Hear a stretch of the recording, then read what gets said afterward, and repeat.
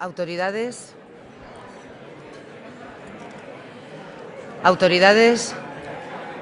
señoras, señores. En nombre de Nueva Economía Forum, les doy la bienvenida a la Tribuna Andalucía del Foro en Europa, que organiza con la colaboración de Atlantic Cooper. Hoy tenemos la satisfacción de acoger la intervención del rector de la Universidad de Sevilla, don Antonio Ramírez de Arellano, que será presentado por don Jesús Espinosa Ruiz, director de Airbus Militari del Centro de San Pablo en Sevilla. La tribuna es suya.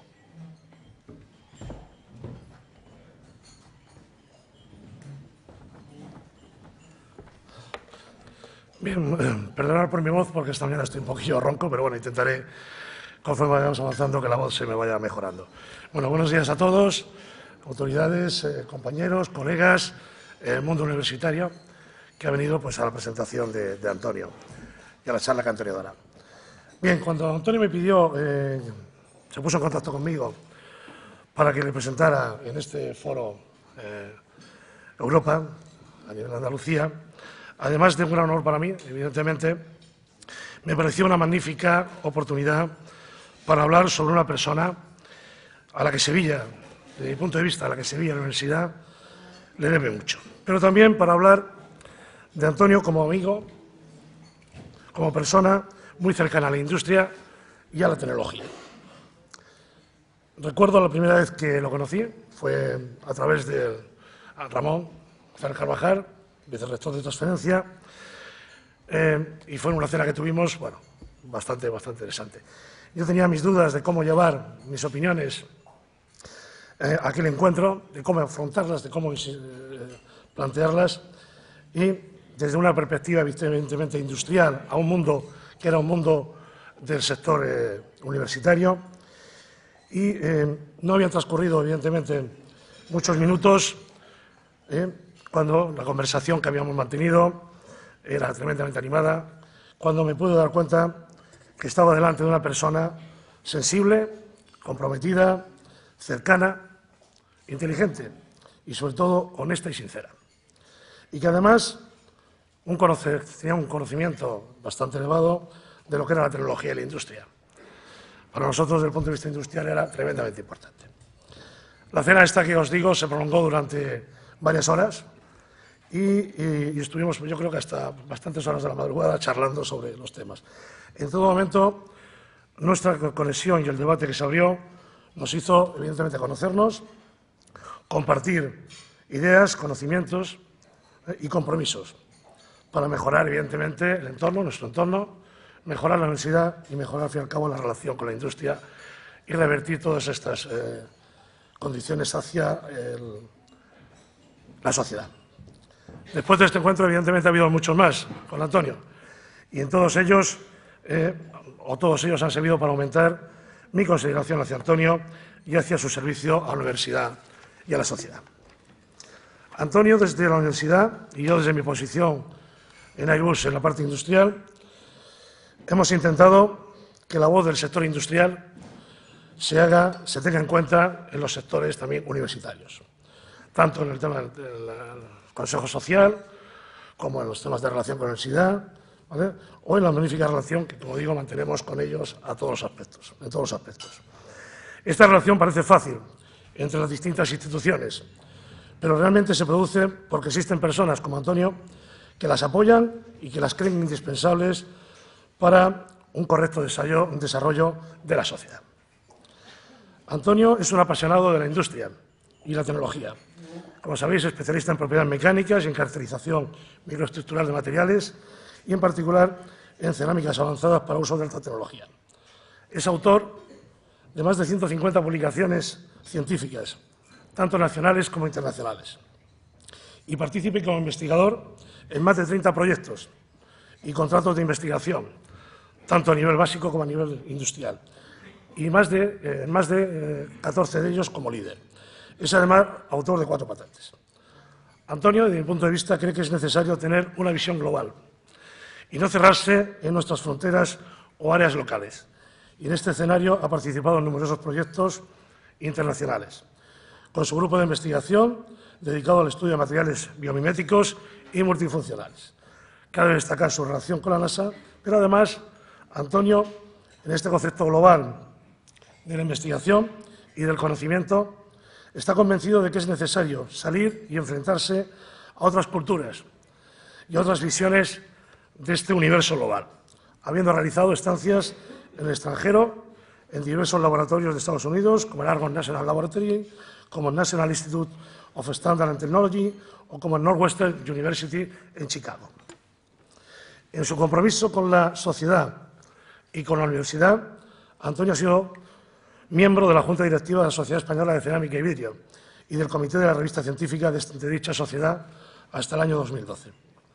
Antonio fue el primer director del CITUS, que es el Centro de Investigación de Tecnología e Innovación de la Universidad de Sevilla, que, como sabéis, es referente en instrumentación científica de vanguardia para la investigación básica y aplicada, para la transferencia de resultados y para la incubación de empresas de base tecnológica. Y es un espacio de colaboración fantástico con grandes empresas de nuestro entorno, como Endesa, como Abengoa o como la propia Airbus. Pero desde mi punto de vista, donde Antonio ha vivido sus mejores experiencias ha sido en el mundo universitario. Primero como alumno en las facultades de Física y Económicas de la Universidad de Sevilla y después como profesor y catedrático. Sabéis que llegó a ser delegado en la Facultad de Física y claustral en representación de los estudiantes de este centro y participó en la puesta en marcha del Consejo de Alumnos de la Universidad de Sevilla.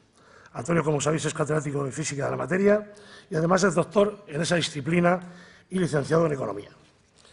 Desde la Universidad de Sevilla y de acuerdo a su compromiso con esta institución, ha desempeñado distintos cargos, como vicerrector de posgrado y doctorado o como vicerrector de infraestructuras. En todos ellos ha realizado una magnífica labor, destacando su etapa como vicerrector de infraestructuras de la Universidad de Sevilla, desde donde impulsó su programa de ampliación y renovación de los centros y espacios universitarios, especialmente para la docencia y la investigación.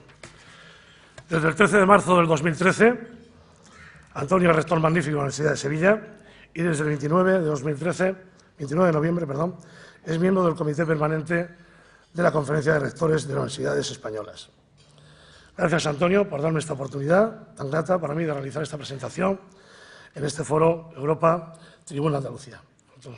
Gracias.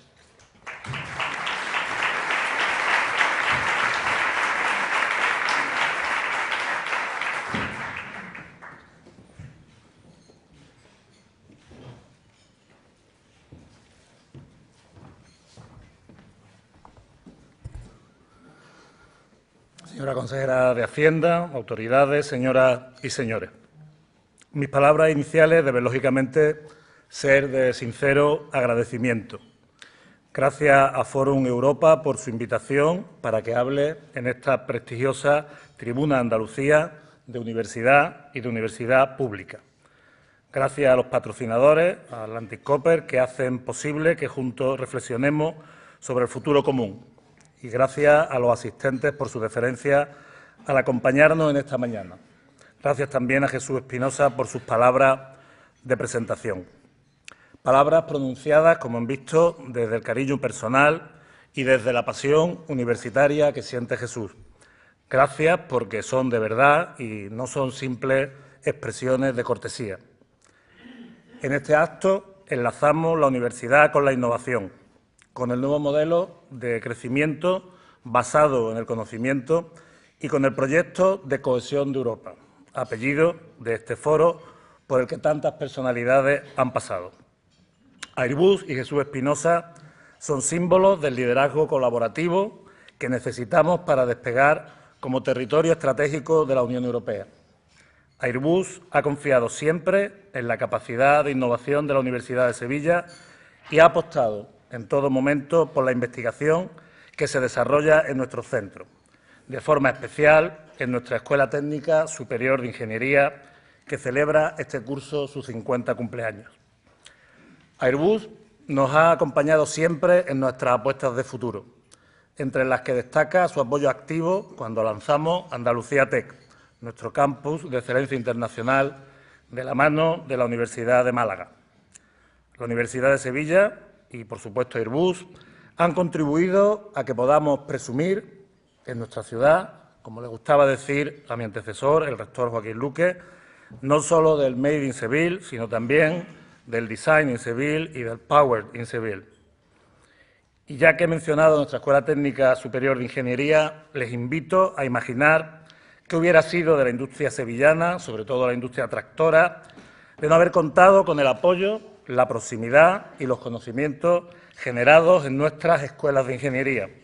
Serían posibles apuestas tan potentes y sostenibles como las de Aerópolis, Renault, Abengoa o los nuevos proyectos de relanzamiento del puerto de Sevilla.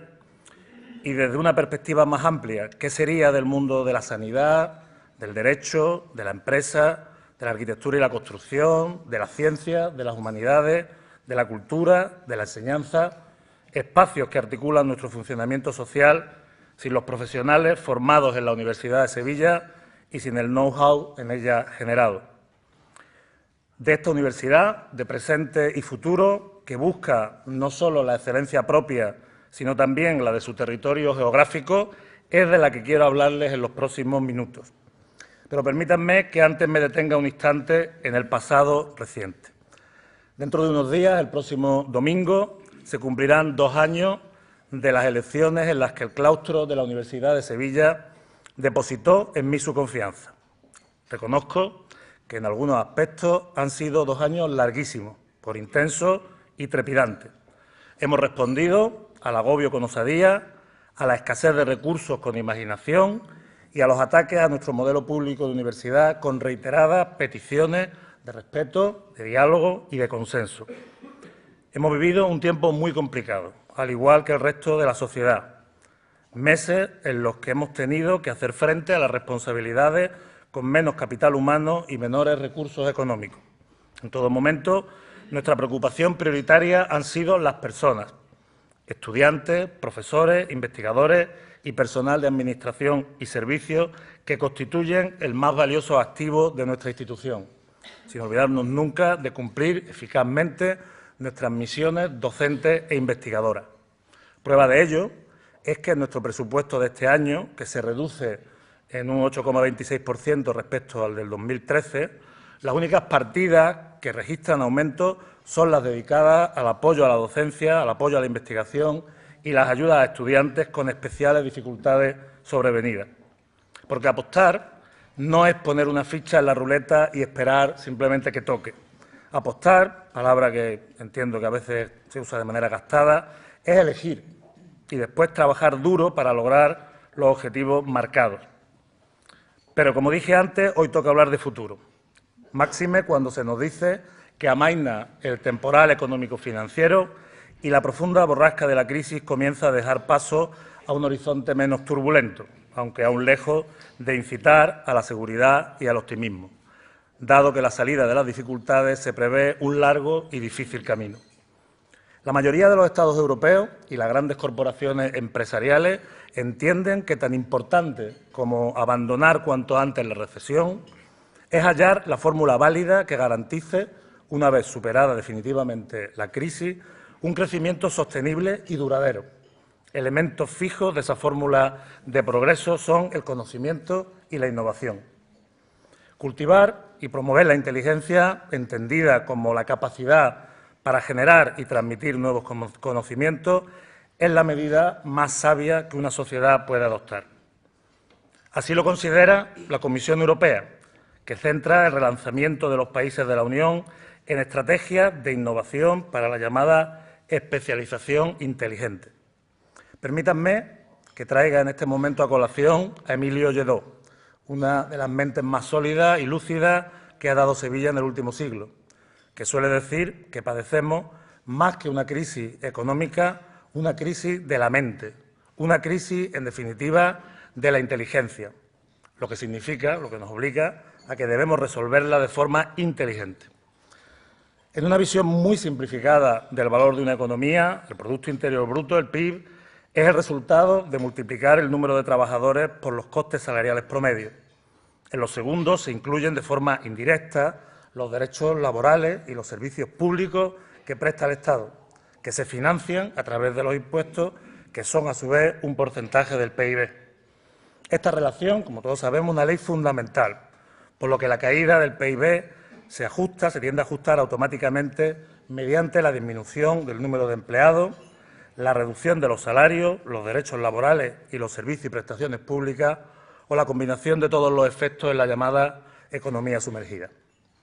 Dado que los derechos salariales son rígidos a la baja, y permítame que diga que afortunadamente, el primer efecto es el aumento del paro, con incidencia, como sabemos, dual en nuestro país, especialmente grave entre los jóvenes. Hasta ahora habíamos podido ajustar rápidamente las componentes salariales mediante devaluaciones monetarias que disminuían los salarios, en principio de forma imperceptible para los trabajadores, pero que luego se padecían a través de la inflación. Otra forma de atacar el mismo problema sería una política expansiva del gasto público, es decir, frenar la caída del PIB para modular los efectos de ajuste del otro lado de la ecuación. La Unión Europea toma en abril y mayo de 2010 un conjunto de decisiones que nos han abocado a la situación actual. Las más significativas fueron restringir la financiación del déficit, por lo que se renunciaba a controlar la caída del PIB, y además mantener los objetivos del Banco Central Europeo. Son conocidos, son la estabilidad del tipo de cambio y el control de la inflación como principal referente. Medidas, como sabemos, todas ellas muy acordes con la estructura económica y con la mentalidad de los países de Europa Central. Nadie puede decirnos que fuesen inexorables. Se trata de decisiones políticas cuyas consecuencias estamos experimentando. Una combinación de recortes en salarios nominales, en derechos y en servicios y prestaciones públicas y una lenta perspectiva de recuperación del empleo. Ello nos obliga a enfrentar un complicado presente y a una profunda reflexión sobre el futuro. A ella está llamada toda la sociedad, pero de manera muy especial sus líderes políticos, empresariales, laborales y académicos. Debe ser una reflexión seria, rigurosa, alejada de la frivolidad de lo inmediato y basada en planteamientos honestos y realistas, a la vez que con las dosis de utopía que siempre requiere hablar del progreso. Pienso que todos los que hoy nos encontramos en este salón queremos que nuestra economía sea competitiva porque sea capaz de aportar valor añadido a lo que produzca y coloque en los mercados, no porque reduzca permanentemente sus derechos salariales y laborales. Para ello es absolutamente imprescindible la innovación, concepto a su vez ineludiblemente conectado con la cultura empresarial y la transmisión y generación del conocimiento. Así lo hizo, por ejemplo, Taiwán, cuando en la década de los 70, consciente también del cambio geopolítico que se operaba, orientó su economía hacia la innovación y la especialización. En la actualidad son el principal productor mundial de semiconductores, esenciales en la electrónica que nos rodea, y así también lo han hecho otros países. Pues bien, el programa de cohesión diseñado por la Comisión Europea para el sexenio 2014-2020 desarrolla las estrategias de innovación nacional y regional para la especialización inteligente, como he dicho, estrategias denominadas con el acrónimo RIS3, consistentes en agendas integradas de transformación económica territorial que se ocupan de varios pilares fundamentales. El primero de ellos, y el más importante, es convertir la innovación en una prioridad en todas las regiones de la Unión Europea. El objetivo es invertir en todos los Estados miembros en investigación, desarrollo tecnológico, innovación e iniciativa empresarial. La Europa 2020 precisa potenciar la interrelación de los diferentes aspectos del crecimiento inteligente, sostenible e integrador. El concepto de Europa, como saben, se gestó en las universidades a lo largo de los siglos. Hoy, la cohesión y el desarrollo de la Unión Europea dependen en buena parte del trabajo que realicen las universidades para impulsar el crecimiento inteligente en los territorios donde operan. Lo lógico sería que, en nuestro caso, los gobiernos, tanto el de España como el de Andalucía, tengan a la educación superior y a la investigación como prioridades absolutas. Las universidades deben desarrollar un papel esencial tanto en la fase de diseño y elaboración de dichas estrategias inteligentes como en la propia puesta en marcha de los instrumentos de especialización necesarios.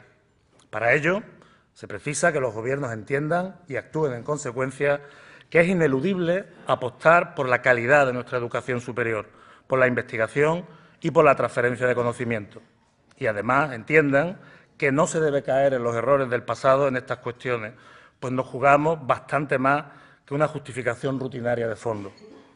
Solo unos pocos datos referidos a la Universidad de Sevilla bastarían para adivinar la potencialidad de los centros universitarios como generadores de riqueza y progreso en las áreas de influencia, en sus áreas de influencia.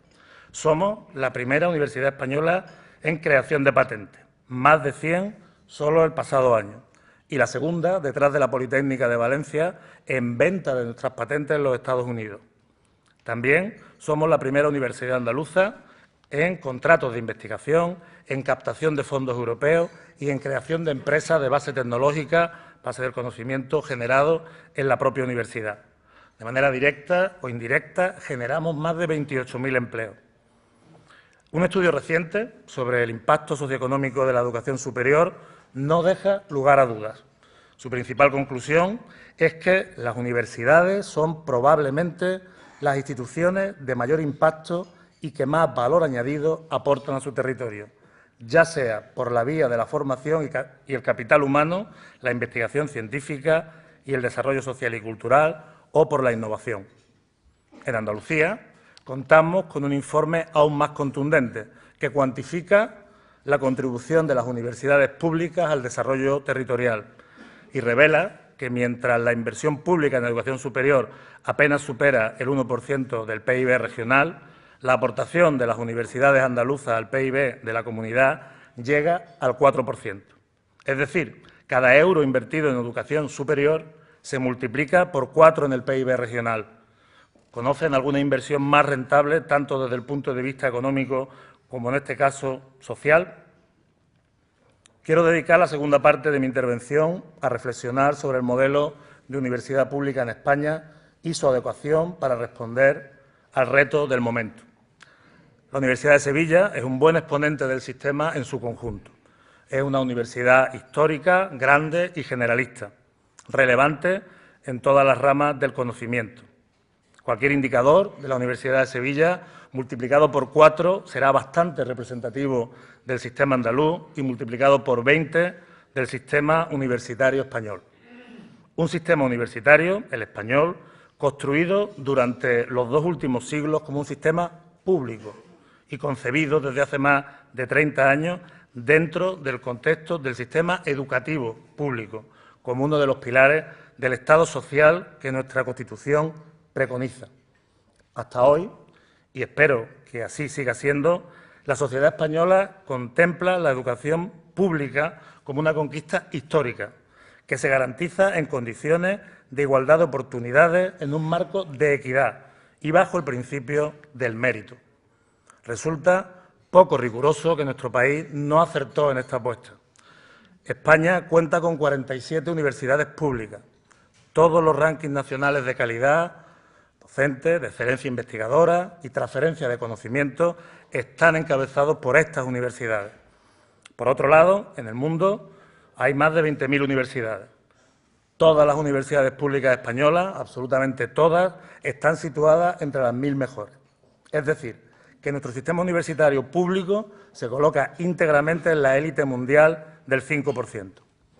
Díganme si hay algún otro sector español, ya sea cultural, económico, social, que tenga un registro tan relevante. Ello, por supuesto, sin menoscabo de que sea un objetivo razonable la mejora permanente, lo que se encuentra en el ADN universitario desde siempre, y hay que potenciar, sin duda. La universidad en España es hoy una institución a la vez centenaria y moderna. La Ley de Reforma Universitaria de 1983 la instituyó con una estructura muy horizontal y participativa.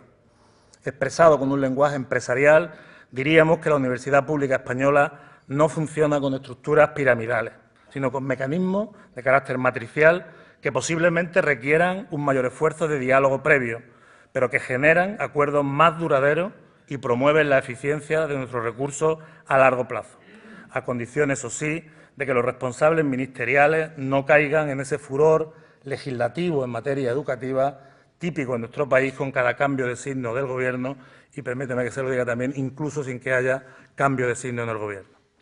Por ese motivo, suelo decir que la universidad tiene una voz coral, que es el resultado del trabajo colectivo y participativo de nuestra comunidad de personas y también del legado histórico que hemos heredado de nuestros antecesores y maestros. Al rector no lo designa el Gobierno, como ocurría en otros tiempos y algunos desean en la actualidad, asunto sobre el que volveré más tarde. Ni el rector elige a los decanos y directores de centro, ni estos son los que deciden quiénes son los directores de departamento. Pero ello no impide que la universidad funcione de forma armónica con niveles de eficacia elevados y yo diría que envidiables. Una simple comparativa de la gestión de las universidades públicas españolas durante los últimos años con la gestión de otras administraciones, de empresas, de bancos o cajas incluidos, nos demuestra con claridad que el sistema universitario español, en su conjunto, puede exhibirse como un modelo de buenas prácticas. La universidad, al menos la de Sevilla, no ha generado un solo euro de déficit o de deuda al erario público desde que se inició la crisis. Solo hemos tenido dificultades de tesorería por las dificultades para cumplir los compromisos de pago de nuestro financiador principal, en el contexto que todos conocemos, lo que ha llevado, por cierto, a la injusta situación de ser financiados, de hecho, por nuestros proveedores con una paciencia infinita, por cierto. Se empeñan voces interesadas en una argumentación hipercrítica, en hablar de crisis en la universidad, de falta de respuesta a las necesidades de los sectores productivos o de escasa rendición de cuentas a la sociedad, lo que haría ineludible hablar del Gobierno de las universidades. Incluso se cuestiona el valor que tienen hoy los estudios superiores. La universidad pública española no está en una crisis fundamental. De hecho, está en uno de los mejores momentos de su historia, lo que, por otro lado, es mérito de toda la sociedad que ha proporcionado los medios necesarios para ello y también de los universitarios que hemos respondido en consonancia. No está ni en más ni en menos crisis que el resto de la sociedad, con la que sin duda debe ser solidaria.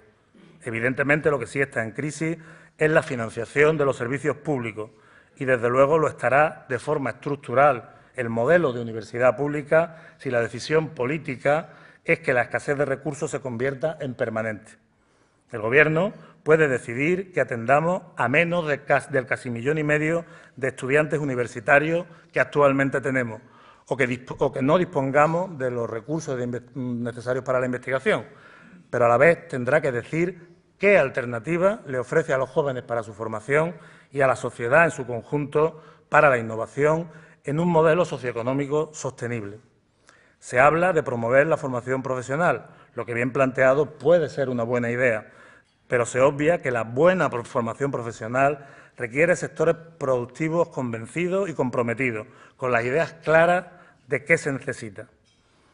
A la vez, debe garantizarse que cualquiera que sea el modelo que se plantee, se observen la igualdad de oportunidades y el mérito, dado que, de nuevo, la sociedad española está ya hecha a que la formación de las personas sea el gran igualador de las oportunidades para progresar en la escalera social.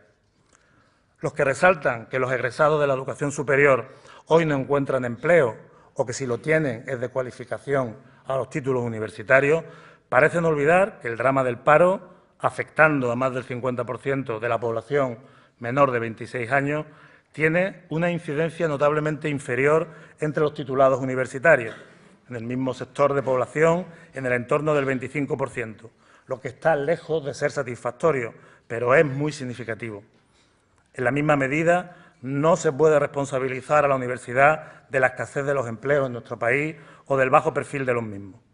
Este es un problema que debe preocupar a todos y debe ser motivo de análisis y acción, pero sin caer, en el otro extremo, en un determinismo planificatorio de lo que se debe estudiar y lo que no, que a veces, sinceramente, me suena a los planes quinquenales de otros tiempos.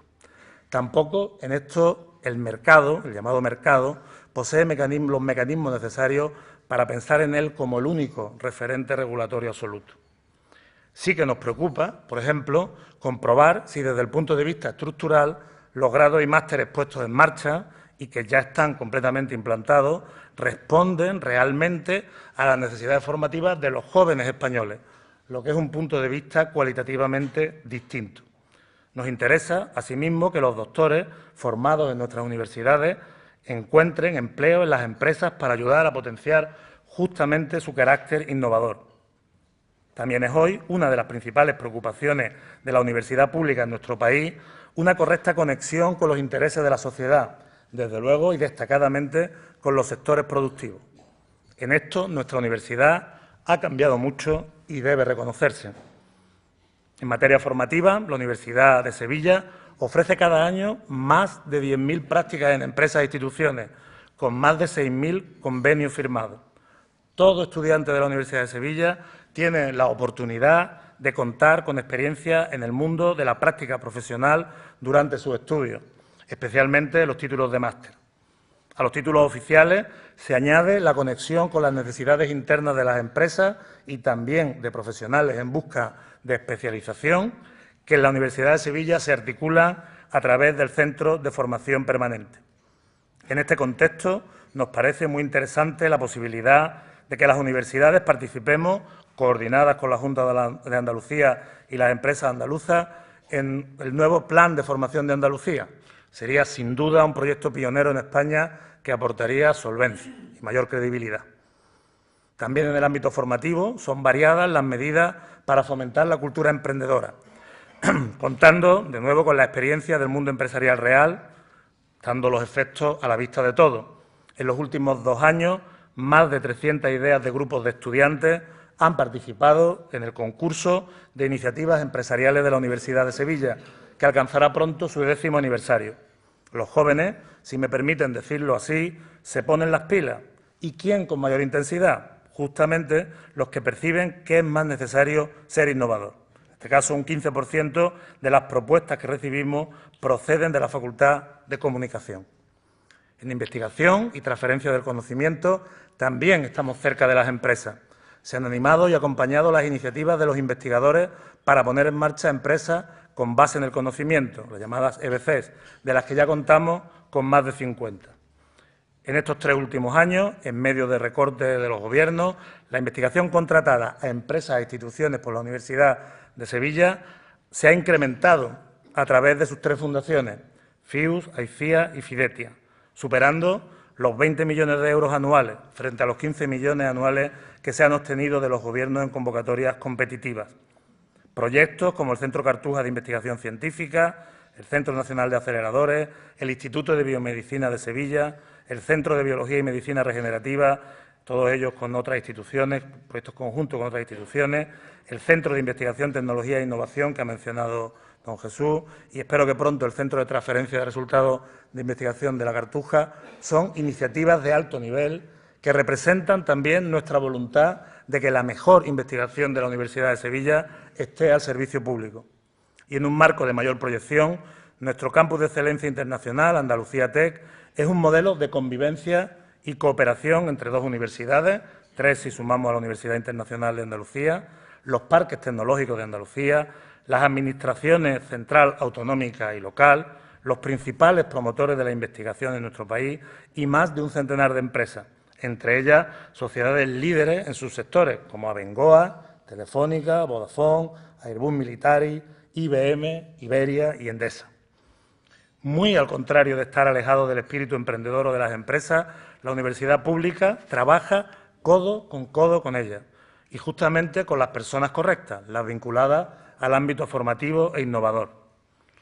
Pero la universidad pública va más allá de la cercanía a la sociedad a través de sus contactos, cada vez más intensos, como he indicado, con los sectores productivos. Somos una institución única también en cómo nos gobernamos. Cualquier ciudadano está invitado a participar en el gobierno de la universidad con el único requisito de que se matricule en ella si es que cumple los requisitos y méritos oportunos.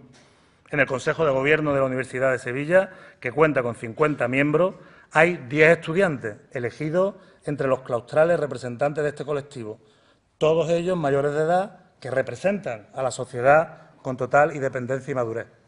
Además, contamos con 3 representantes del Consejo Social que no son miembros de la comunidad universitaria, en nuestro caso, empresarios y representantes de organizaciones sindicales. A su vez, mi presentador, Jesús Espinosa, director de la planta de San Pablo de Airbus Militari, y Francisco Arteaga, director general de Endesa Andalucía, son miembros del Consejo Social de nuestra universidad a propuesta del Consejo de Gobierno de la misma. Ante el claustro, ante el Consejo de Gobierno y ante el Consejo Social, la universidad rinde cuentas a la sociedad y en lo que toca a su funcionamiento administrativo ante la Junta de Andalucía, el Gobierno de España, las cámaras y tribunales de cuentas, etcétera. El tercer y último bloque, ya muy breve de mi intervención, debe versar sobre las condiciones que rodean al éxito del modelo y cómo garantizarlas en el futuro.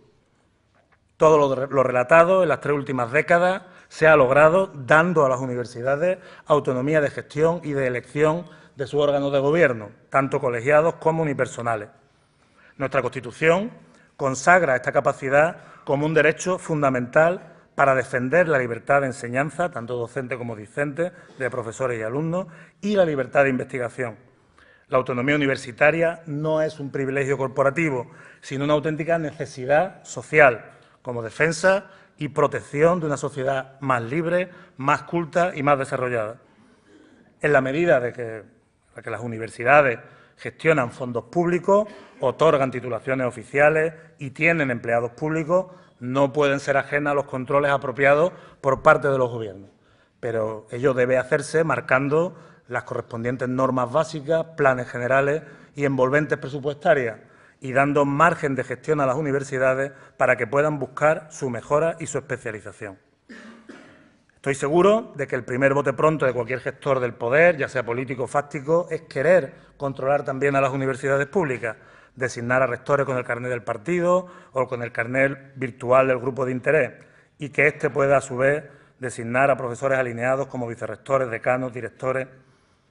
Podría resultar para algunos sugestivo un control partidario o empresarial del presupuesto de más de 400 millones de euros que tiene la Universidad de Sevilla o de los más de 2.000 del sistema andaluz. Esto no ha sido así hasta ahora y gracias a ello, entre otras razones, las universidades públicas conservamos el prestigio, somos escuchadas y podemos ser un referente hoy para ayudar a salir de las dificultades en las que estamos. Se habla de una mayor presencia de la sociedad en los sistemas de designación de estos cargos, pero como ya he aclarado anteriormente, la sociedad está muy presente en ello, de forma que debo entender que se trata de una propuesta que intenta levantar otra liebre, si así puedo decirlo. Además, sería un error también de carácter práctico. Más del 90% de las decisiones de los consejos de gobierno, las decisiones que nos competen, son de carácter académico, de forma que el procedimiento óptimo es, sin duda, que el Gobierno de la universidad lo ejerzan académicos, elegidos por académicos, mediante un procedimiento lo más académico que sea posible, con la participación de la comunidad universitaria, por supuesto. Concluyo con un desideratum ante los insistentes rumores y voces que hablan de reforma universitaria. Cambios de tanto impacto social como los que afectan a la educación deben abordarse desde el diálogo y el acuerdo. Aunque se tenga la legitimidad democrática y los votos suficientes para imponer determinadas convicciones, siempre es preferible que se busquen soluciones estables y duraderas desde el consenso. También hay divergencias sobre el alcance y profundidad de la reforma que persigue el Gobierno de España. El modelo que defendemos las universidades a través de sus rectores, y en esto sí hay una postura unánime en las instituciones universitarias, se sustenta sobre los 3 ejes fundamentales siguientes. En primer lugar, la universidad constituye un servicio público esencial que debe garantizarse de forma suficiente con los medios adecuados. En segundo, las políticas de precios públicos y becas deben permitir el acceso a los estudiantes a estudios superiores en condiciones de equidad, basado únicamente en condiciones de mérito y capacidad. Y, por último, la carrera académica del profesorado debe abordarse de manera integral, con rigor y en base también a las oportunidades, a la concurrencia competitiva y al mérito. No es tolerable ni entendible la actual paralización que sufrimos y, además, no tiene el más mínimo sentido económico siquiera. El diseño final debería ser un modelo más eficiente y transparente, que rinda cuentas ante la sociedad a la que sirve y que la financie en gran medida. Un modelo que tenga garantías de suficiencia financiera y que permita que cada universidad pueda realizar sus cometidos de acuerdo con sus características particulares en el marco de la autonomía universitaria. Termino mi intervención con una nueva cita de Emilio Lledó. Dice este filósofo, que es hijo predilecto de Andalucía, que la vida es camino y horizonte, tiempo e ideales. Para mí ha sido un placer dedicar este tiempo a hablar de mis ideales sobre la universidad pública y de plantearle, desde la humildad universitaria, un camino común de futuro que pasa necesariamente por políticas inteligentes que apoyen el conocimiento y la innovación. Muchas gracias y quedo a su disposición para abordar cualquier tema de su interés relacionado con la universidad.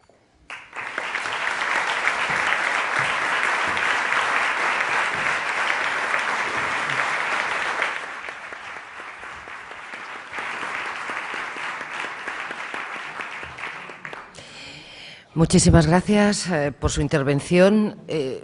Mire, los ejes que yo he visto en la misma ha recalcado muchísimo ese servicio público, la universidad pública.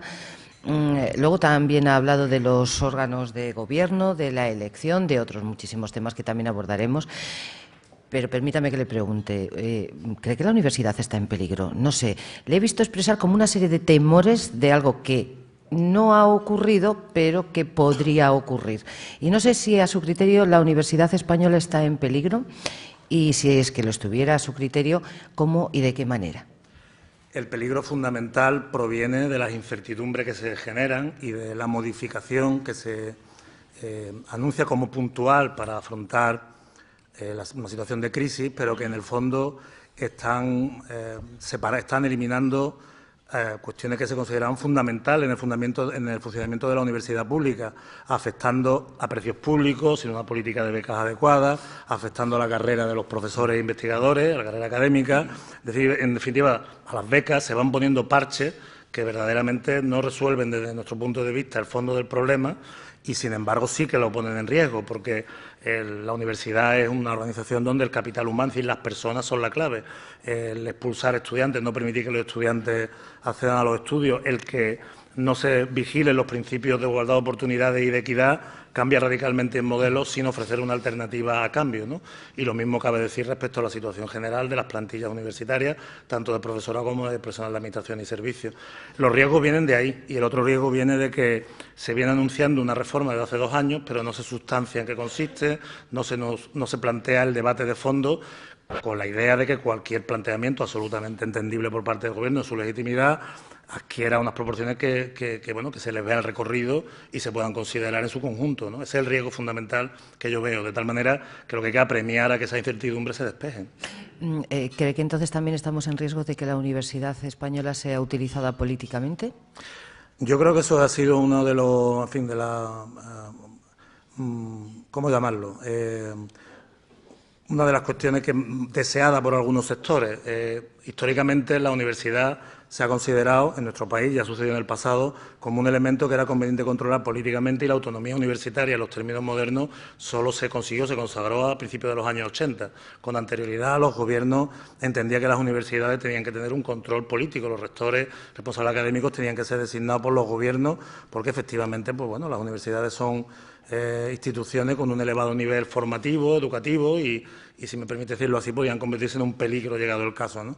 Pero bueno, desde que hace 30 años la autonomía universitaria se implantó en nuestro país de manera plena, pues la gestión en independencia ha tenido unos vectores muy positivos, ¿no?, que han llevado a la universidad, desde luego con aportaciones de la sociedad notables, a un momento que es, como he dicho en la intervención, de los mejores de su historia.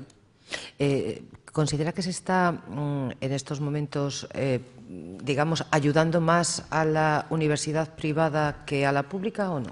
No especialmente. La universidad privada también se encuentra en dificultades porque la situación económica general del país es la que es, ¿no? Sin embargo, aquí el fondo del asunto no es la asistencia a las universidades privadas. Las universidades privadas deben tener su espacio. Lo que sí que sucede es que la marca universidad pública, la marca universidad en nuestro país se ha construido con unos criterios de calidad y de exigencia importantes, homologables al resto del mundo, y la irrupción de universidades privadas también debería estar presidida por el principio de la calidad en la universidad, es decir, que no se debe permitir que cualquier institución se llame universidad, y en particular instituciones que, por ejemplo, no hacen investigación. Una universidad debe hacer investigación, si no, no es una universidad, será un centro educativo legítimo, pero la investigación se debe exigir, y así en otros países. Las iniciativas privadas, los países donde las tienen de calidad, pues son de muy alto nivel, ¿no? Don José Luis Rodríguez, consejero de la Radiotelevisión de Andalucía, pregunta y dice, además expone que la Universidad Pública Española figura entre las 200 primeras del mundo. Sin embargo, 2 escuelas de negocios de España, el IE y el IES, están entre las 20 25 primeras del mundo. La pregunta que formula, ¿la calidad de la enseñanza camina en el futuro unida al precio? Al precio, ¿sí? Al precio, sí. El mundo universitario es suficientemente amplio como para que cuando se aborda una universidad amplia y generalista, grande y generalista como la nuestra, el precio sea una cuestión, digamos, que es difícil de materializar con precisión. Lo que hablamos es de costes de la prestación de servicio y, por supuesto, no son iguales los costes de prestación de un servicio en una carrera de ciencias sociales y jurídicas que en la carrera sanitaria, por decirlo de alguna manera. De tal manera que hay que tener mucho cuidado con el concepto precio aplicado a lo público. Respecto a lo que habla de la presencia de los rankings de las escuelas de negocios, lo que hay que decir es que, en primer lugar, son escuelas especializadas. Si nosotros también desagregamos la universidad en facultades y escuelas, también tendremos entre las mejores del mundo. Lo que sucede es que, como institución, tenemos un promedio, una situación promedio que, por otro lado, está vinculada a una evolución histórica, por otra parte, ¿no?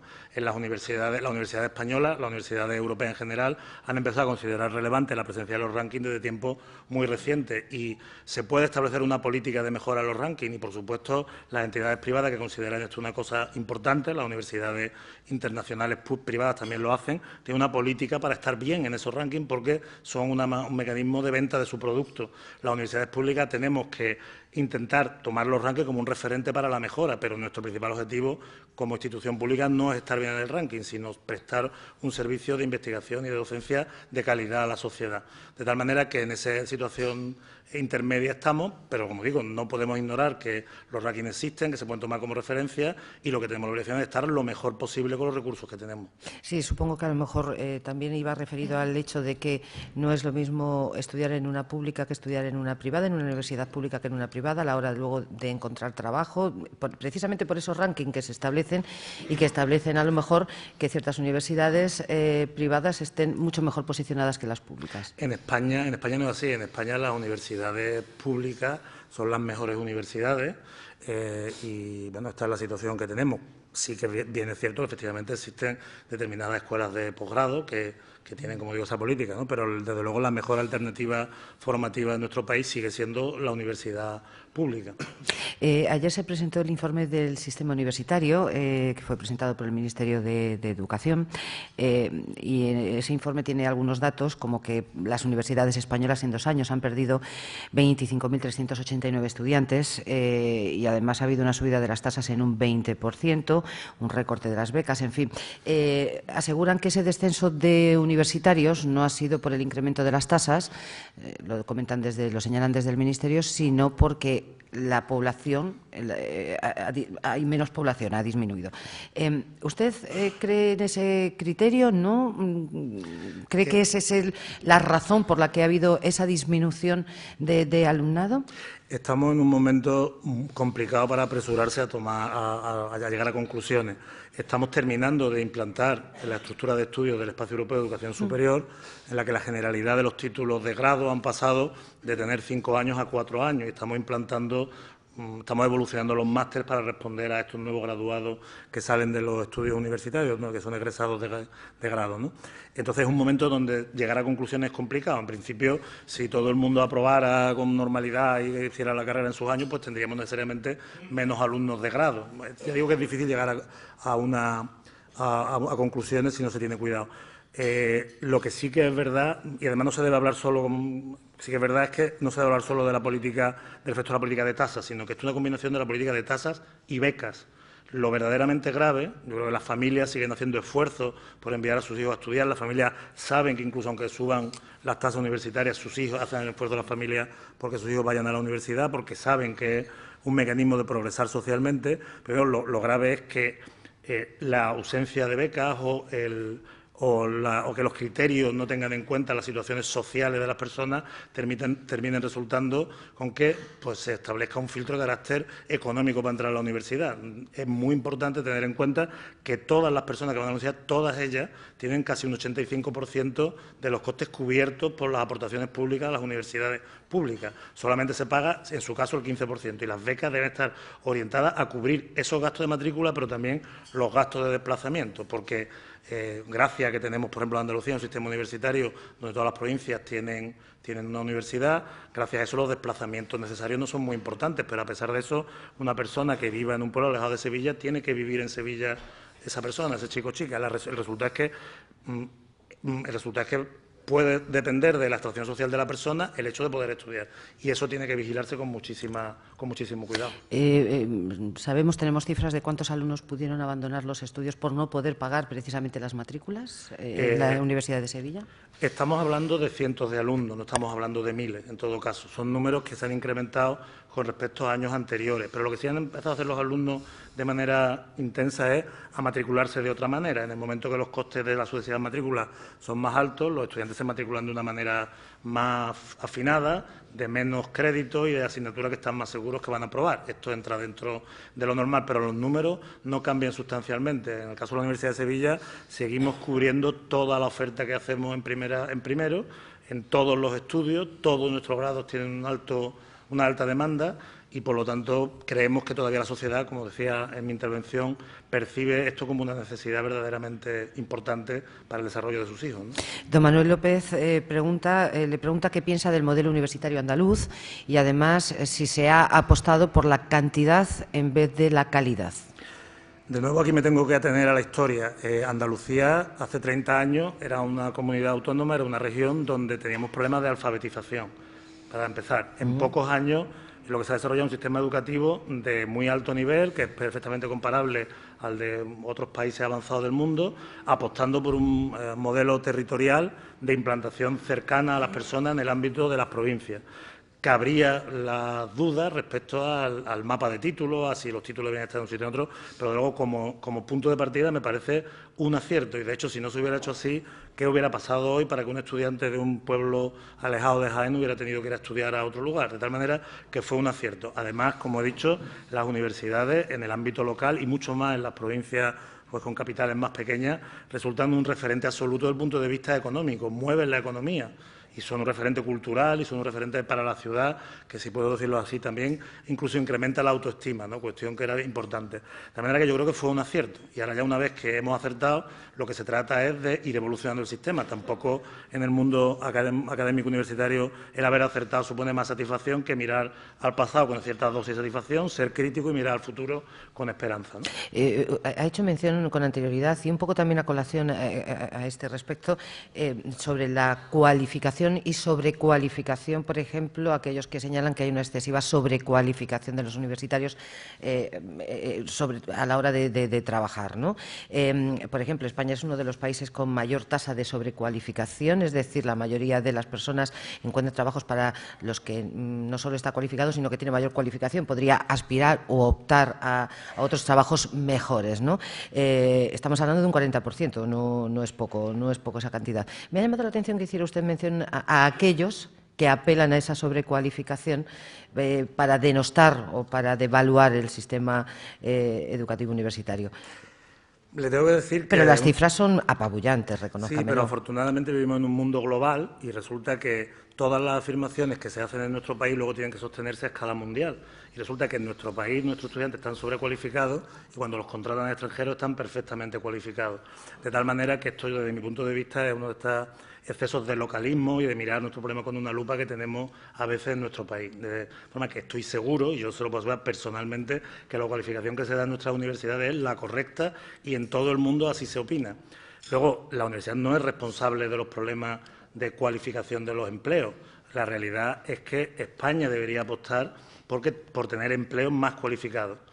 Eso es muy importante. Y además hay que tener en cuenta que el esfuerzo que se ha hecho en el ámbito de las universidades y de la educación en general está orientado a darle oportunidades a las personas, y se espera que esas personas luego sean emprendedoras, generen un país donde los niveles educativos de los puestos de trabajo pues sean superiores, ¿no?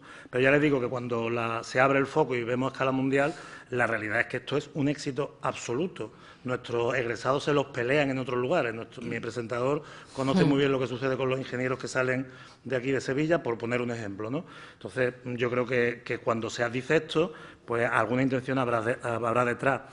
Una preocupación que se empieza a tener es que no solamente España donde esto se empieza a decir, sino incluso otros países, recientemente del Foro de Davos también se ha dicho, ¿no? En Estados Unidos hay sobrecualificación. Yo en esto veo una intención no especialmente buena.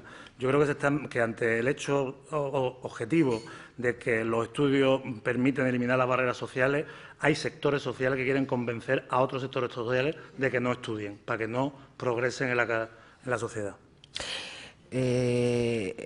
Pregunta uno de los asistentes, es que me he quedado, perdone, me he quedado porque es que me ha parecido esto que acaba de señalar último, que era como para estar un cuarto de hora hablando de ello, indudablemente. Y estoy yo dando vueltas, digo, le vuelvo a preguntar o no le vuelvo a preguntar porque es para un cuarto de hora o media hora incluso. ¿Muchos sectores interesados en esto? Evidentemente, los sectores, las capas más altas de la sociedad están interesadas en que las personas de extracción más baja se piensen qué hacen, ¿no?, con los estudios. Evidentemente, desmotivar a las personas para que estudien es un error que paga el país en su conjunto, un error que lo pagamos entre todos, porque la educación de mi vecino es también mi problema, de tal forma que hay que pensarlo, hay que afinar mucho y darnos cuenta de que lo que toca precisamente es cambiar muchos aspectos culturales que nos rodean, cultura política, cultura empresarial, cultura académica, cultura laboral, pero hacerlo bien, porque estamos en unas condiciones, como decía antes, entre las mejores de nuestra historia. Ahora no hay excusas, sino que ahora es cuando toca, cuando tenemos a una juventud formada, una juventud que ha salido por el mundo, que habla idiomas, y que, bueno, que cuando van por ahí nos dejan muy bien, la verdad, o sea, que nos hacen quedar muy bien. Le tengo que preguntar, ¿la formación profesional es quizás una excusa para desviar un poco? No, es que la formación profesional es una buena idea. Lo que sucede es que tiene que plantearse de manera seria. Además, la formación profesional en muchos aspectos, en muchos sectores, es más cara que la formación universitaria. Dependerá del sector que toque. Por lo tanto, en esos sectores donde es más cara, es muy importante hacerlo en alianza con los sectores productivos. Saber qué formación profesional necesitan sus sectores productivos para cubrir cuadros intermedios y cuadros técnicos. Los países más avanzados del mundo, en particular Alemania, en esto es un referente, trabajan codo con codo por el Gobierno a través de la formación profesional dual para que parte de esa formación profesional incluso se desarrolle en las empresas. Para que eso se produzca, las empresas tienen que saber concretamente qué quieren. Y las grandes corporaciones multinacionales e internacionales lo saben. Y lo ejecutan y lo buscan. De tal manera que es un paso que hay que dar. Ser empresario también supone tener un compromiso con la formación de tus trabajadores de manera continua, con una perspectiva de largo plazo, ¿no? Eso es lo que hace que en otros países se den menos fenómenos de dualidad a la hora de afrontar fenómenos como el paro, ¿no? Sí, es que se lo preguntaba un poco porque todos, yo creo que llevamos los españoles en el ADN ese concepto de si vales a la universidad y si no, pues te vas a formación profesional. Esto no es así en otros países. Digamos que lo que tenemos que tener es un sistema educativo razonable, equilibrado y que responda a las necesidades de la sociedad. Las necesidades de la sociedad, evidentemente, están muy relacionadas con los sectores productivos, como no puede ser de otra manera, pero también con sectores institucionales, la educación y otros, la sanidad, y también, desde luego, con necesidades de articulación de la sociedad en su conjunto, la cultura, las humanidades, la ciencia, que permite que la sociedad sea más libre, exprese sus opiniones con mayor conciencia. Todo eso es fundamental. El salir a otros países del mundo argumentando que sobran estudiantes de humanidades o sobran estudiantes de ciencias básicas es que causa rubor, es un ridículo de carácter galáctico. Y hay personas que lo expresan como si dijeran una cosa muy inteligente, ¿no? Entonces, a mí lo que me da es vergüenza ajena cuando lo hacen. 8 universidades, universidades públicas en las 8 provincias andaluzas. Pregunta un asistente si no le parece ilógico. No, no me parece ilógico, ya lo he dicho. Lo que sucede, lo que cabría pensar es si estas universidades pudieran ser más o menos generalistas, más o menos especializadas, pero como he dicho, lo considero una apuesta muy valiente y muy oportuna por parte de la Junta de Andalucía. Hoy tenemos un sistema universitario que posee 2 grandes universidades históricas, la de Granada y la de Sevilla, que son muy parecidas en tamaño, una universidad de tamaño intermedio, que sería la de Málaga, que también es una gran universidad, y luego un conjunto de universidades más pequeñas, pero que juegan un papel muy importante orientadas a la especialización. La Universidad Pablo David es un referente en Ciencias Sociales y Jurídicas, que su rector nos acompaña. La Universidad de Córdoba es un referente en cuestiones de agroalimentarias. La Universidad de Cádiz en cuestiones relacionadas con el mar. De tal manera que cada universidad debe buscar su especialización. Eso se hace mediante un modelo, además, que lo fomente. Y estamos en ese momento. Ahora toca pensar, como hemos dicho, en el futuro. Hasta ahora hemos recorrido 30 años, seguramente en unos conceptos más cercanos, unos 15, de implantación del sistema.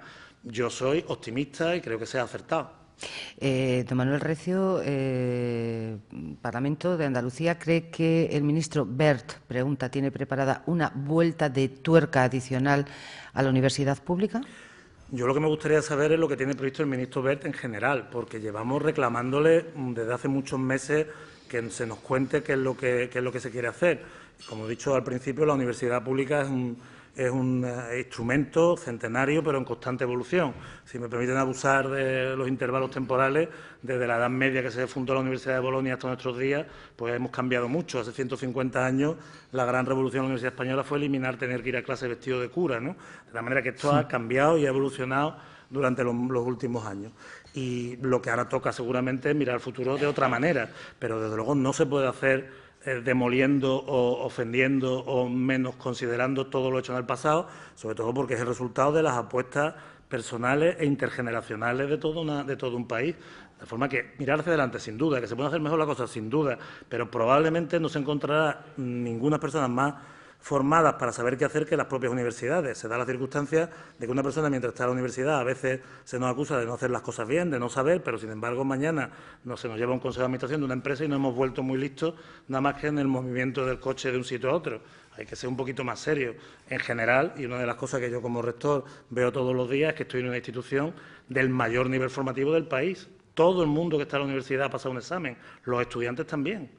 Todo el mundo con un nivel educativo y formativo altísimo, y cuesta mucho trabajo engañarnos. Tiene que trabajarse más cuando se nos quiere engañar, ¿no? Doña May Silva Ortega, directora de la Fundación Audiovisual de Andalucía, señala lo siguiente. Dice que tenemos una universidad de calidad, aunque siempre mejorable, claro. Sin embargo, asistimos, como consecuencia de la situación económica en la que nos encontramos, asistimos a ver cómo la sociedad y los jóvenes y las jóvenes tienen una visión muy pesimista sobre nuestra formación y nuestra sociedad. ¿Qué se puede hacer desde la universidad para cambiar esa percepción tan devaluada y pesimista que hay de nuestra educación y de nuestra universidad en nuestro país? Sin duda, las universidades tenemos que hacer un recorrido ahí, pero tenemos que darnos cuenta que a día de hoy el pesimismo está instalado, digamos, en muchos sectores y además de una manera sorprendente para mí, porque como ha dicho don Jesús, pues tengo una experiencia, he vivido en otros países, y yo sinceramente una cosa que no termino de entender y no he visto en ningún otro país es el pim pam pum mediático de las universidades públicas. Es decir, constantemente salir en los periódicos y en los medios de comunicación expresiones que menoscaban la universidad, eso no sirve para nada, es malo y no lo he conocido en ningún país, es algo que me sorprende y no sé por qué sucede, y eso sin duda hace que los estudiantes pues digamos puedan estar acostumbrados a escuchar esto. Evidentemente las universidades ahí tenemos que aportar y hacer para que nuestra imagen sea buena, sea la correcta, se perciba que aportamos, porque como he dicho en la intervención, la universidad dedica muchos recursos a la universidad pública y por lo tanto estamos obligados también a que la sociedad perciba las ventajas. ¿Cómo las percibe más? Pues evidentemente a través de que los estudiantes universitarios y la sociedad en su conjunto perciba que se genera riqueza detrás o se genera valor social, y eso es algo que tenemos que dedicar esfuerzos, sin duda. ¿Cómo está la implantación del Plan Bolonia? Por cierto, hay estudios que señalan que las empresas prefieren contratar a licenciados antes que a grados. ¿Cómo está esa implantación? Pues desde el punto de vista formal está completamente implantado ya los estudios llamado Plan Bolonia, ¿no? Lo del Espacio Europeo de Educación Superior. Ya existen los grados, están implantados completamente, y lo que sucede es que ahora estamos en un momento de conexión de esos grados con los másteres.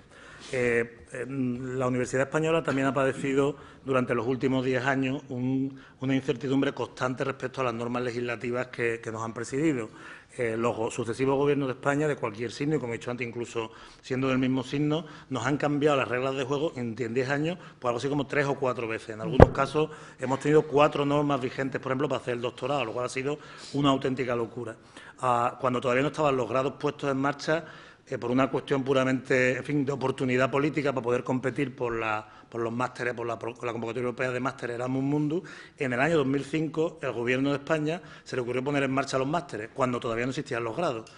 Tuvimos que actuar de manera rápida, tirando del prestigio que tenían los programas de doctorado, que no son másteres. Y hoy en día nos encontramos que los grados ya implantados se encuentran con másteres que estaban orientados, en lugar de a la especialización profesional, pues a la investigación y a otras cuestiones que no encajan en esas piezas, pero eso ha sido obligado por la actuación del Gobierno. Y, como he dicho, hemos tenido que sufrir 3 leyes distintas consecutivas que afectaban al doctorado, que es una cuestión absolutamente esencial para la formación de los propios profesores, pero como decía antes, para de verdad evolucionar el doctorado en la dirección que a las empresas les convenga, para que tengan doctores las empresas. Las empresas que compiten a nivel mundial, como es el caso de Airbus, saben que tener doctores en la plantilla puntúa altamente a la hora de conseguir contratos. Doctores, yo no digo máster. Entonces, en ese momento estamos, en un momento en el que debemos intentar conectar correctamente todas las piezas del puzzle. En este momento el Gobierno actual dice que quiere volver atrás y que los grados no sean de 4 años, sino de 3. De nuevo, más incertidumbre. Esto es lo que no puede ser. Y respondiendo más directamente a la pregunta que me hace, esa es una de nuestras grandes preocupaciones. Si las empresas van a contratar a los graduados o lo que les va a interesar son más bien el nivel de máster y las consecuencias que ello va a rodear. El Gobierno debe garantizar que si para obtener un empleo solvente el nivel que se va a pedir es de máster, pues que esos másteres se cursen a precios públicos, porque entonces ya no es una opción, sino que es una necesidad social. Y si no se cursa a precios públicos, se está condenando a un sector de la sociedad a no poder acceder a los buenos empleos. Porque además el precio de los máster también se ha incrementado y realmente el poder acceder a ellos está siendo bastante difícil, por lo que hemos visto. Y precisamente además son datos también de ese informe del sistema universitario que presentó el Ministerio de Educación. Reducir titulaciones. ¿Se reducen? ¿Hay que reducir? ¿No hay que reducir? En la Universidad de Sevilla, cuéntenos. Yo le puedo contar el caso de la Universidad de Sevilla. Como le he dicho, nosotros ofertamos unas 12.000 plazas al año para estudios de primero de grado, en este caso, y se cubren todas ellas, de tal manera, y de hecho tenemos lista de espera en casi todas las titulaciones, de tal manera que cuál es la titulación que se dice que sobra. Pues en el caso de la Universidad de Sevilla yo no sabría decirle. Y yo creo que en general en Andalucía, mi opinión es que se ha actuado con una dosis de racionalidad importante. En este caso, desde luego, para nada parecido con lo que ha sucedido en otras comunidades autónomas. Le pongo un caso absolutamente paradigmático, que es la Comunidad de Madrid, donde el Gobierno utilizó, como he dicho antes, diciendo que el mercado regule las titulaciones. El resultado final es una auténtica catástrofe de cantidad de títulos y el mercado realmente no regula nada. El mercado contratará a las personas, pero de manera indirecta, ¿de qué manera va a regular la titulación? Entonces, me parece que la actitud correcta es dejar que las universidades exploren sus potencialidades para proponer titulaciones. Yo personalmente apostaría porque los grados tuvieran un carácter más generalista y los másteres más especializados. Y luego intentar ver, ya digo, ver si la formación implementada responde a lo que una persona necesita para tener oportunidades de empleo, ¿no? Los ingenieros, que son muchos los presentes, remiten varias preguntas y precisamente un poco sobre las titulaciones, ¿no? Y ellos tienen en concreto una que le paso a comentar. De ASICA, Ingenieros Consultores Andalucía, dice: ¿para cuándo la homologación de los títulos de los técnicos superiores a nivel de máster europeo? Y si es consciente, preguntan, de la pérdida de competitividad internacional de sus técnicos por este motivo. También otro profesor de la Escuela de Ingeniería dice que si no le parece a usted que es una barbaridad el asunto de los grados, máster, etcétera, en las escuelas de ingeniería. Dice que ha mejorado sobre la clásica carrera de 5 años en una escuela. Y luego don Arturo Coloma, de DTEA, pregunta o dice que las empresas de ingeniería tienen graves problemas de reconocimiento de sus titulaciones pre-Bolonia, lo que les limita la competencia internacional, coincidiendo en la pregunta que han realizado antes. Es decir, tienen una serie de problemas comunes que ¿qué solución tendrían o qué solución cree usted que tendrían? Esta preocupación la comparto y he tenido el otro día como presidente de la Comisión de Rama del Consejo de Universidades, la Comisión de Rama de Ingeniería y Arquitectura, que soy, como digo, presidente de ella, de compartirlo con representantes de colegios profesionales y de empresas, porque efectivamente tienen toda la razón para estar preocupados. Aquí lo que sucede es que en un momento determinado se dijo en este país que las titulaciones anteriores a Bolonia, la ingeniería, la licenciatura, la arquitectura, eran equivalentes a los grados. Eso es lo que se dijo. En aquel momento se dijo eso, a pesar de que eran titulaciones de 300 créditos y deberían haber tenido nivel de máster, se dijo eso para justificar la implantación de títulos de máster y que la gente los cursara. ¿De acuerdo? De tal manera que se creó un elevado grado de incertidumbre. Durante todos los años que han salido estos ingenieros, pues ha aparecido que no había problema, pero ahora cuando está completamente implantado las titulaciones nuevas, nos encontramos con que esas personas que han estudiado 5 o 6 años, resulta que el equivalente que se le ofrece es que eso es equivalente a un grado, tanto licenciados como ingenieros, no solamente afecta a los ingenieros, afecta a todos los graduados del sistema anterior. Lo que debería haber hecho el Gobierno en su momento era haber dictado una equivalencia de las diplomaturas con los grados y de las licenciaturas con los másteres. Y se hubiera resuelto todo inmediatamente. Otros países han actuado de una manera inteligente y lo que han hecho es lo que ya tenían y funcionaba perfectamente, que es lo que sucedía en nuestro país, dándole a un botón, se ha adaptado, se ha dicho las equivalencias con la nueva estructura. Y luego, por supuesto, las nuevas metodologías relacionadas con la acreditación y la garantía de calidad de los títulos se implementan con el tiempo. Realmente, aquí el problema surgió el día que se decidió que los grados tuvieran 4 años y se puso en duda que los másteres se financiaran con tuvieran precios públicos. Eso generó una incertidumbre tan grande que ha dado lugar a la situación en la que estamos. De tal manera que somos conscientes de la situación. Yo, desde luego, personalmente, así lo he expresado, apoyo que las anteriores titulaciones que tienen 300 créditos tengan reconocido el nivel de máster, lo cual no significa que se le dé el título de máster porque no se ha cursado, y que eso no sea un menoscabo para la competencia internacional de nuestros titulados, simplemente por una cuestión interna de carácter administrativo.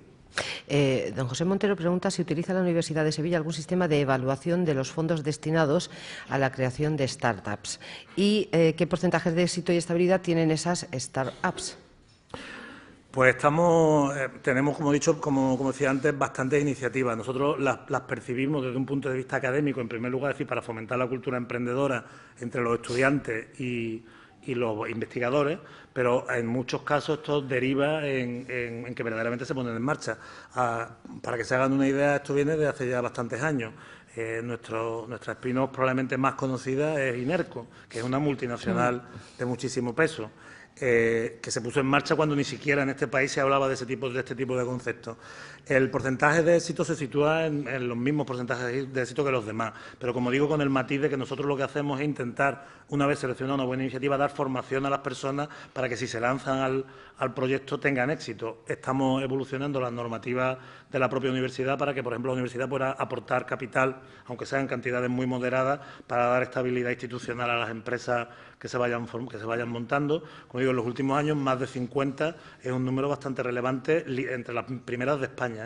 He visto un dato, 22 millones en concreto para fomentar la cultura emprendedora por parte de IDEA. ¿Cómo los van a arbitrar? Sí, hemos firmado un convenio con la Junta de Andalucía para canalizar 22 millones de euros que tienen procedencia europea para fomento del emprendimiento y que van a sustituir, de hecho, van a multiplicar por 10 las cantidades que se destinaban a este fin por parte de las universidades a través de la Junta de Andalucía en los últimos años.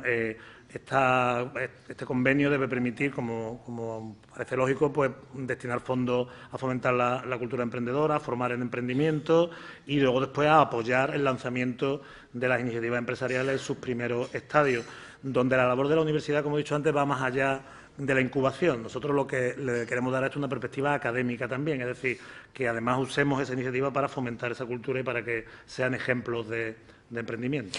Dos cuestiones. Desde la Consejería de Innovación, Ciencia y Empleo cifran en 1.172 los profesores que la Universidad de Sevilla va a perder en la próxima década, un 25% de una plantilla de 4.689.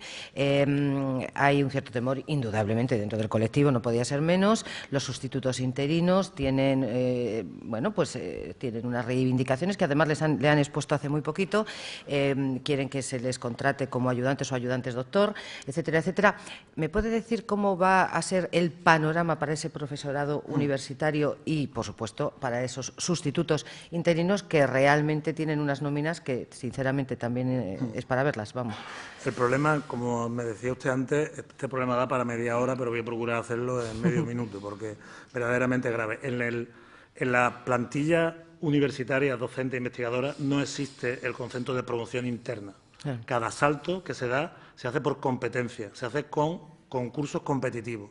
De manera que en estos años anteriores, donde ha habido disponibilidades económicas, pues la competencia ha sido menor porque el número de plazas que se sacaban de concursos era alto, ¿vale? Pero si simplemente hay unas condiciones económicas peores, pues habrá mayor competencia. Esto es clave, porque Debido a esto, el Gobierno de España ha hecho una prohibición de carácter prácticamente absoluto de las ofertas de empleo público.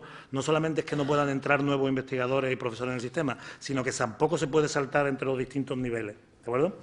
El Gobierno de España, con carácter excepcional y por necesidades urgentes e inaplazables, eso es lo que dice la norma, permite que se saquen concursos por un valor del 10% de las personas que se han jubilado. En nuestro caso, tenemos que utilizar esa tasa de reposición del 10%, no solamente para entrar gente nueva, sino también para hacer los saltos entre las distintas escalas de profesorado, porque computan como tasa de reposición, a pesar de que no incorporamos a nadie nuevo. De tal manera que no existe sentido económico en esta cuestión, no tiene el más mínimo sentido. Entonces, le estamos reclamando al Ministerio dos cosas. Una, que se desbloquee las posibilidades de promoción, porque en la universidad la promoción es lo que premia el esfuerzo en la investigación, porque tampoco es por una cuestión de carácter económico, una cuestión de carácter más profesional y de prestigio lo que se sustenta alrededor del asunto. Eso por un lado. Pero a lo largo de la historia de nuestro país no es la primera vez que estamos en condiciones restrictivas en las promociones. Desde luego es grave y se debe tener en cuenta, pero en la época que se puso el sistema de habilitaciones prácticamente no salían tampoco promociones en las universidades. Cuando se puso la LRU hace 30 años en marcha, hubo varios años que tampoco hubo este tipo de cosas por razones administrativas. El problema más grave que tenemos no es ese, el problema más grave es la que no se incorporan gente joven. Ese es el problema más grave, porque porque el número de contratos que podemos hacer de gente joven estructural, es decir, que tengan perspectivas estructurales, desgraciadamente es cero, no el 10%. Las normas impuestas por las distintas administraciones nos llevan al número cero. Y esto es una tragedia para el país. Y, sin embargo, parece que nadie lo percibe. El otro día el ministro nos reñía de nuevo diciendo que habíamos utilizado la tasa de reposición, que en nuestro caso es de 5, 6 personas, 6 concursos, en todos los 4.000 plazas que tenemos, para sacar catedráticos. Mire usted cómo sabe si yo necesito un catedrático, qué es lo que necesito. Y se está hablando, insisto, de 5. La Universidad Pablo de Olavide, 1. O sea, que estamos hablando de números ridículos y absurdos. Forma parte del intento habitual de este ministro de desviar el debate a donde le interesa. Usted háblenos del fondo del problema. Entonces, por culpa de esa situación, se está abusando, desgraciadamente, de la figura de sustituto interino, que tenía la única misión, no una misión estructural, es sustituir a una persona que está de baja, que está fuera por alguna razón coyuntural. Bueno, pues resulta que se está abusando de esa figura. Por eso se cobra tan poco, porque es una persona que no tiene perspectivas de quedarse en la universidad. Ni siquiera se espera que investigue, pero resulta que están ocupando esas plazas personas que están acreditadas para titulares de universidad, para niveles muy altos.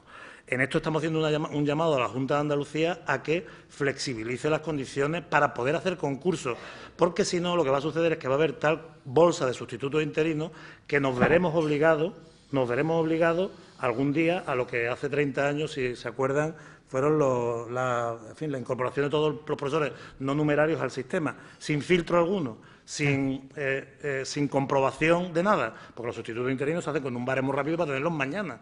Y en algunos casos están ocupando plazas estructurales que ni siquiera se pueden sacar a concurso, es decir, que el coste es ninguno. Entonces, estamos pidiendo que la Junta de Andalucía nos las permita sacar algunos concursos para permitir la competencia dentro de una envolvente presupuestaria que permita los ahorros que correspondan. En un momento como este hace falta ahorrar de manera concertada, porque la Administración de la Junta de Andalucía y de la Universidad no son realidades que se pisen la una a la otra. Hay que ahorrar los dos juntos, de manera concertada. Ese concepto de ahorro concertado creo que es muy importante para que podamos disfrutar las dos partes de la autonomía necesaria para tomar decisiones, ¿no? Hace muy poquito vino una inyección económica que ayudó un poquito a lo que es la universidad, al pago de deudas, etcétera. ¿Cómo estamos? ¿En qué situación estamos ahora mismo en este aspecto? Mire usted, nuestros problemas con de tesorería se iniciaron en el año 2011. La realidad, aquí hay que decir una cosa, todos somos conscientes de las dificultades que han pasado todos los gobiernos. Las universidades tienen que ser solidarias con la situación y tienen que actuar en consecuencia. En el año 2011, nuestro financiador principal, que es la Junta de Andalucía, aunque también los otros gobiernos nos financian, pues entró en una situación de dificultad económica tremenda, ocasionada por la coyuntura general, y dejó de pagarnos prácticamente la mitad de las cantidades comprometidas, en torno a 150 a 160 millones de euros. A partir de ese instante, curiosamente, no hemos incrementado esa cantidad, es decir, se han ido haciendo esfuerzos para que no aumente esa cantidad. Y eso es positivo. Ahora hay que hacer un esfuerzo por recuperar la cantidad que se debe. Pero a la vez hemos tenido un verdadero problema de tesorería, es decir, que no hemos podido hacer frente nosotros a los gastos corrientes de funcionamiento, ni a los gastos, que esto es lo más grave, gastos que estaban comprometidos porque se nos había concedido un proyecto para construir un laboratorio. Teníamos que ejecutarlo y si no, teníamos que devolverlo. Entonces teníamos un problema para pagar la ejecución o, si no, para devolverlo, si no podíamos pagarla. Entonces estábamos en muchos casos atenazados por círculos viciosos, ¿no? En los últimos meses del año 2013, pues se ha hecho un esfuerzo por parte de la Junta de Andalucía especial, y me consta que ahora se va a volver a hacer, que yo creo que están presididos por no volver a caer en deuda a proveedores, que yo creo que es algo que no podemos. Nosotros podremos soportar la deuda, hemos recortado nuestros presupuestos, hemos ahorrado, en el caso de los gastos corrientes, en cantidades 30 y un 40% de gastos corrientes se están aquilatando, por supuesto también con las disminuciones salariales generales de los empleados públicos, pero ahora lo que toca es mantener ese ritmo. Yo creo que la disposición de la Junta de Andalucía, que está a su consejera de Hacienda, es positiva en ese sentido, para no caer en deuda a proveedores, porque si no estaríamos pervirtiendo el sistema, estaríamos usando a los proveedores para financiarnos, y esto es algo que no es justo, tener prohibido ir al banco a pedir un préstamo y que, sin embargo, tengamos que pedírselo, de hecho, al proveedor que nos ha prestado un servicio, ¿no? Última pregunta. Veo en un titular: los docentes pedalean más que los estudiantes. ¿Perdón? Los docentes pedalean más que los estudiantes. Y vamos a extrapolarlo porque era por si cómo cogían la bicicleta y cuántos cogían la bicicleta. Sí. Pero vamos a hablar de pedalear mirando hacia el futuro. ¿Quién pedalea más en la universidad? Yo creo que los que pedalean más en la universidad son los jóvenes, y este es el principal problema que hoy tenemos que enfrentar. Tenemos unos estudiantes que, en fin, son el futuro, y en ellos hay que apostar y dedicarles los recursos y el esfuerzo necesarios, y sobre todo tenemos una generación joven de investigadores y de profesores que es la mejor de nuestra historia. Se están produciendo fenómenos extraordinarios de profesores que son capaces de acreditarse en áreas de conocimiento que hasta hace pocos años ni siquiera tenían la investigación como una de sus prioridades. Y eso ha costado una inversión tremenda al país, tremenda de millones y millones y millones de euros. Simplemente por un conjunto de titulares y de ideas preconcebidas y de lugares comunes no se puede demoler todo eso diciendo que aquí lo que pasa es que no hay movilidad, o hay endogamia, o frases que pueden tener una parte de razón y hay que trabajar, pero cuando se dicen este tipo de titulares, a continuación hay que comprender que eso vale dinero. La movilidad vale dinero, fomentar la movilidad vale mucho dinero, y los países que la fomentan les cuesta el dinero, porque evidentemente no puede pretenderse que una persona con 50 años se vaya a otro lugar simplemente porque ya es catedrático y gana 300 euros más. Esto no es así, los países serios lo hacen de otra manera. Y como digo, aquí lo importante es apostar por los jóvenes, y si hay que fomentar la movilidad, foméntese en ello, ayúdese a que se muevan. Yo viví en una época en que esto fue así. Yo me pude ir al extranjero apoyado por el Gobierno de España y pude disfrutar de una experiencia internacional, y algo que luego he podido devolver a mi país con mi esfuerzo, ¿no? De tal manera que eso es lo que toca ahora, apostar por los jóvenes, apostar por las nuevas generaciones de personas que están ahí pidiendo paso, y darles las oportunidades que se merecen, ¿no? Pues don Antonio Ramírez de Arellano, rector de la Universidad de Sevilla, ha sido un verdadero placer haber charlado con usted, y la clausura muchísimas gracias por supuesto, y la clausura de este acto la llevará a cabo don Miguel Palacios Gómez, director general de Metalurgia de Atlantic Copper. Gracias, Mar. Rector de la Universidad de Sevilla, director de Airbus Militari en el centro de San Pablo de Sevilla, consejera de Hacienda, autoridades, señoras y señores. Lo primero, muchas gracias, Antonio Ramírez de Arellano, por haber aceptado la invitación para participar en estos desayunos informativos del Fórum Europa en su tribuna Andalucía, y, por supuesto, gracias a todos por acompañarnos en esta convocatoria, que, como en otras anteriores, y si no me equivoco en la cuenta, son 11 ya, 2 de ellas en Málaga, el resto aquí en Sevilla, y que, como en otras ocasiones, decía, patrocina Atlantic Copper. Atlantic Copper es una empresa de Huelva, posiblemente la conocen, una empresa andaluza con domicilio social y fiscal en Huelva. Opera desde hace muchos años, más de 40 años, una refinería de cobre de alta calidad en Huelva, una de las mayores de Europa. Y, bueno, en foros anteriores hemos dado algunas cifras sobre la empresa, su volumen de negocio, por encima de los 2.000 millones de euros, la mitad de ellos van a la exportación, sobre la generación de empleo, que son pues más de 2.000 empleos, considerando los directos, indirectos, y bueno, es una empresa que por volumen de negocio pues representa el 5% del valor de la producción industrial de Andalucía, incluyendo la agroalimentaria. Pero hoy, aprovechando el contexto, me gustaría decirles unas palabras sobre algo menos conocido, que es la Fundación Atlantic Copper, que es la que se encarga de canalizar las actuaciones de responsabilidad social de nuestra empresa. Es una fundación que se gestó y se lanzó en 2009, en el peor año de la crisis y un año también tremendamente duro desde el punto de vista financiero para la empresa, pero a pesar de todo se lanzó la fundación. Este año 2014 cumple sus primeros 5 años de vida y algo que nos enorgullece es que ya hay personas jóvenes que han terminado toda su carrera, toda su formación con becas de la Fundación. La principal actividad de la Fundación es la educación y la formación. La idea es impulsar el desarrollo humano, económico, cultural, pero siempre a través de la capacitación intelectual de los jóvenes. La Fundación está muy ligada a la Universidad de Huelva, aunque no en exclusiva. También tiene cátedra en la Escuela de Ingenieros de Minas de Madrid y tiene frecuente colaboración con la Universidad de Sevilla. Uno de los primeros programas que puso en marcha la Fundación fueron sus becas universitarias, nacionales e internacionales, dirigidas a alumnos con buen rendimiento académico, pero con dificultades económicas para costear sus estudios. Decirles también, la universidad preside la Comisión de Otorgamiento de Becas y el rector es patrono de la Fundación, el rector de la Universidad de Huelva. La Fundación también promueve la realización de prácticas de empresas. Han participado en estos años más de 200 jóvenes, parte de los cuales son actualmente plantillas de Atlantic Copper, y además impulsa otros proyectos científicos de investigación y colabora con otros títulos de grado y posgrado en diferentes facultades, principalmente, aunque no exclusivamente, con la Universidad de Huelva. Y esto, bueno, no es solamente retórica. Les pongo, por ejemplo, un máster oficial en Ingeniería del Mantenimiento Industrial en el que personas de nuestra organización, mis compañeros, ¿no?, con una larguísima experiencia en mantenimiento industrial, pues han compartido la actividad docente con profesores de universidades. Luego eso se ha complementado con prácticas en la propia empresa, ¿no? En 2011 se creó la cátedra Fundación Atlantic Copper junto a la Universidad Internacional de Andalucía. Esta cátedra promueve proyectos académicos de formación en su sede Santa María de la Rábida. Incluye también un programa de becas para posgrados y también financiamos a través de la Fundación otras acciones como el Premio al Mejor Expediente en la UNED, en Huelva, o becas para estudiantes de MIR a través del Colegio de Médicos. Por cierto, la última de las personas becadas pues completó su formación en los Estados Unidos. Para nosotros, bueno, la acción social de la Fundación es muy valorada y fomenta algo que es muy importante en las empresas, que es el orgullo de pertenencia.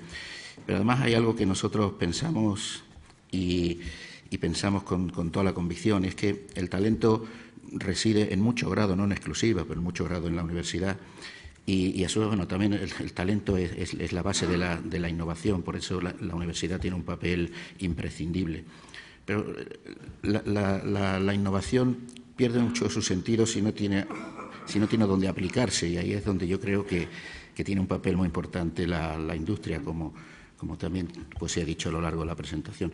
Nosotros pensamos y creemos firmemente en eso. Prácticamente yo creo que es muy difícil dar un paseo por nuestras instalaciones y no encontrar personal de la universidad, pues ya pueden ser becarios, doctorandos o lo que sea.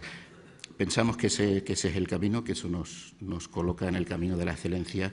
Y eso es muy importante para una empresa como la nuestra, una empresa andaluza, para estar en condiciones de competir con cualquier otra empresa del sector en el mundo. Nada más, muchas gracias. Gracias por estar aquí y hasta la próxima ocasión.